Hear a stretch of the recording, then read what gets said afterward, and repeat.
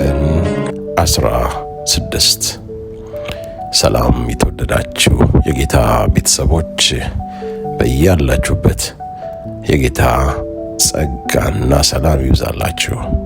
የተወደዳችሁ ወገኖች ሆይ እግዚአብሔር አምላክ እንደገና በእድሜያችን ላይ አዲስ ማለዳ ስለጨመረልን እናመሰግነዋለን። ወገኖች ሆይ ዛሬ በዚህ ማለዳ የምንማማርበት ርዕስ ምስጋናና እምነት የሚል ይሆናል። ወገኖች ሆይ የክርስቲያን ሕይወት በሁለት ታላላቅ ምሰሶች ላይ ይቆማል። ምስጋናና እምነት ናቸው። እምነት እግዚአብሔርን እንድንታመን ያደርገናል። ምስጋና ደግሞ ያመነውን እግዚአብሔርን በልባችንና በአፋችን እንድናከብረው ያደርገናል።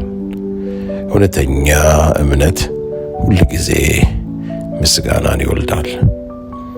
እውነተኛ ምስጋናም እምነትን ያጠናክራል። ወገኖች ሆይ ዛሬ የንባብ ክፍላችን የሚሆነው ሁለት ጥቅሶች ላይ ያተኮረ ይሆናል።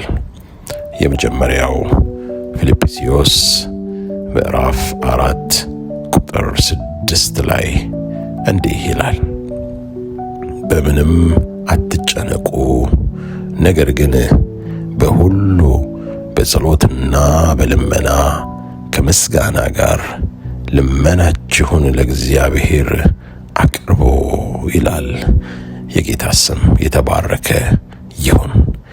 ሁለተኛው ጥቅሳችን የሚሆነው ደግሞ በዕብራውያን መጽሐፍ ምዕራፍ 11 ቁጥር 1 ላይ ያለው ክፍል እንዲህ ይላል፣ እምነት ተስፋ ያደረግነውን ነገር እንደሚፈጸም እርግጠኛ የምንሆንበት የማናየውም ነገር እውን መሆኑን የምንረዳበት ነው ይላል። ወገኖቼ ክብር ለጌታ ይሁንለት።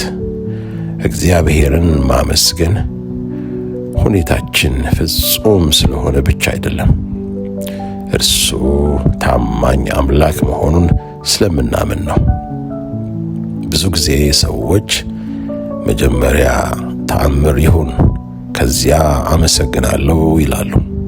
ነገር ግን መጽሐፍ ቅዱሳችን የሚያስተምረን ወገኖቼ ተአምር ከመታየቱ በፊት በእምነት ማመስገንን ነው።